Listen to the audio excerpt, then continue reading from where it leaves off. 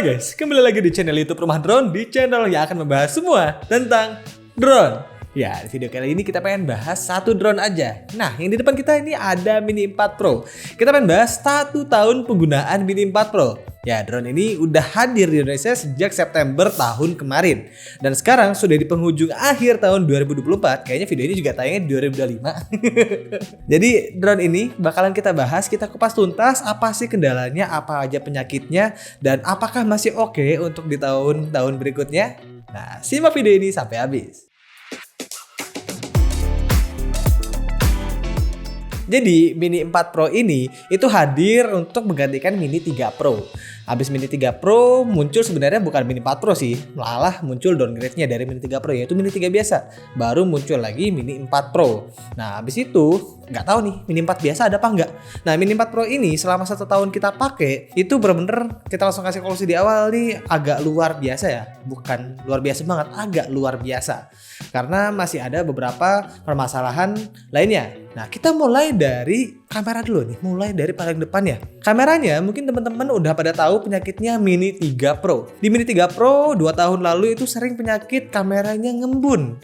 Nah kemudian diimprove di Mini 3, malah di Mini 3-nya itu gak pernah ada kasus ngembun lagi. Dan di Mini 4 Pro kita juga gak pernah ngalamin kasus kameranya ini ngembun. Kecuali kalau drone-nya ada histori dia pernah kecemplung air tapi dinyalain lagi terus ngembun. Selama dia penggunaan normal biasa aja, dia tuh gak ada penyakit ngembun di kameranya. Dan dari segi kualitas gambarnya, si sensor kameranya ini juga tidak ada perubahan berarti. Ya sama seperti kamera pada umumnya, kalau drone kamera-kamera digital kayak gini, dia tuh biasanya nggak ada penurunan performa secara signifikan kalau ada kalonya tidak terkena sinar matahari yang cukup panjang atau cukup lama. Karena kalau sensor kamera ini itu lawannya adalah cahaya panas. Mungkin teman-teman udah pernah lihat tuh kamera-kamera yang diarahin ke biasanya ke area konser dan dia langsung sensornya rusak, langsung ada garisnya seret. Otomatis harus ganti sensor kamera CMOS-nya. Berlaku juga di drone. Ya kalau di drone kalian syuting di area konser gitu kena laser panas,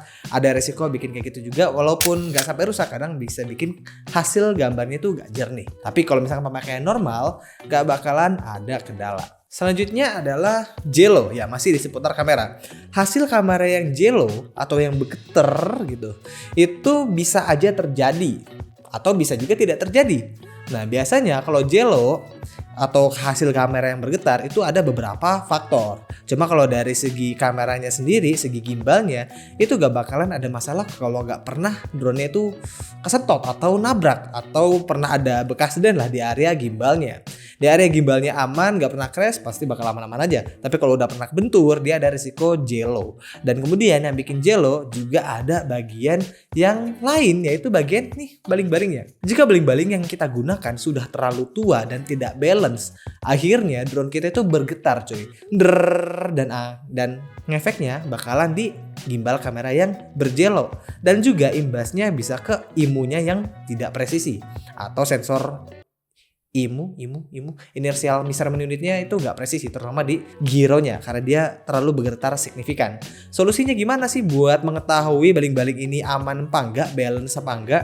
Sebenarnya baling-baling ini kalau saran saya sendiri, kalau misalkan kalian sering taruh di tas gitu yang kondisinya ngelempit kayak gini, mana ngelempitnya nih? Nah, kondisi ngelempit gini biasanya kan baling-baling ketekan.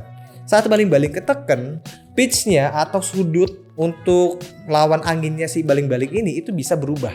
Nah, misalkan ada perubahan di satu sisi baling-baling aja, itu bisa bikin gak balance dan daya angkatnya setiap motor berbeda. Setiap baling-baling wilayahnya juga berbeda. Akhirnya dia menghasilkan getaran yang bisa bikin imunya bermasalah dan gimbalnya berjello. Dan kemudian karena kita udah lanjut ke area bagian motor, kita lanjut ke bagian selanjutnya. Ya, biasanya di motornya Mini mulai dari Mini 1, Mini 2, Mini 3 sampai Mini 4 itu biasanya sering banget ada peyang-peyangnya. Nah biasanya yang peyang itu dia tuh sebelumnya karena ketekan ataupun pernah crash. Nah efeknya apa kalau motornya gak balance begitu? Pertama, motor bisa cepat panas. Kedua, gak balance. Tiga, cut off di udara tiba-tiba. Contohnya gimana sih motor yang gak balance? Ya kayak gini.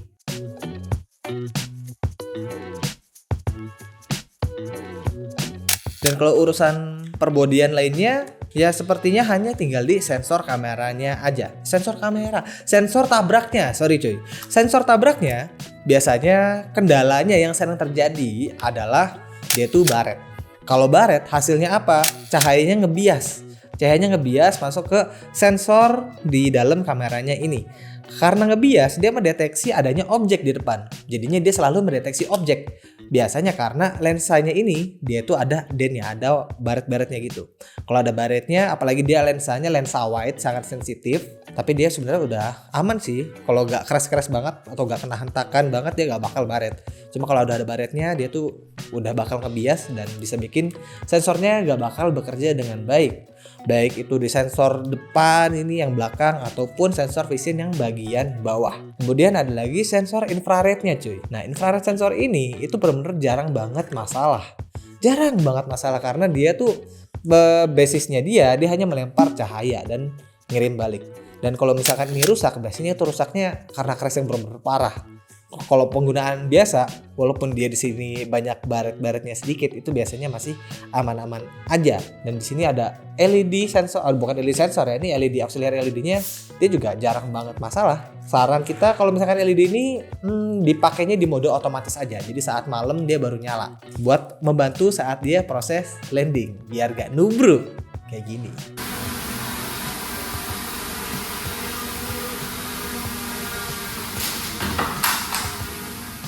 Dan kalau dari segi baterainya, nah baterainya karena dia udah umur setahun, mulai dari Mini 3 Pro sih, baterai modelan kayak gini, dia tuh yang kembung itu sangat minim sebenarnya, minim banget kendala kembung di modelan baterai kayak gini.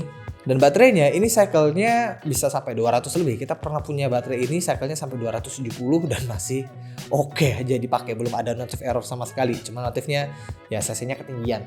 Kalau misalkan untuk baterai, saran kita untuk jangka yang lebih panjang lagi, kalau misalkan kalian nggak pakai baterai ini dalam jangka waktu yang lama, simpan di kondisi 40-60%. Setelah 1 bulan kemudian kalian simpan di kondisi tersebut, kalian harus recharge kembali ke 100% dan melakukan discharging.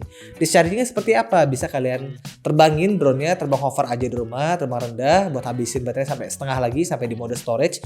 Ataupun baterainya bisa digunakan sebagai power bank dengan menggunakan hubnya. Hubnya bisa didapat di kit kombonya Mini 3 ataupun kalau yang Mini 4 Pro ada versi kombonya yang sudah dapat charger hubnya juga. Dan kendala yang paling umum dan biasanya benar-benar sangat fatal yang terjadi di mini series, semua mini series adalah overheat. Karena apa? Ya mini series ini nggak ada kipasnya cuy. Kalau nggak ada kipasnya pendinginannya gimana? Ya dia harus terbang. Kalau drone-nya nggak terbang, hasilnya apa? Ya dia bakal overheat. Jadi mini series apapun itu, dia tuh nggak bakal overheat kalau dia kondisinya terbang. Jadi kondisi apa yang bikin dia overheat? Dia nyala tapi nggak terbang.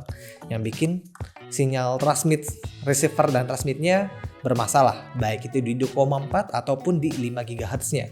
Jadi salah satunya biasanya masalah.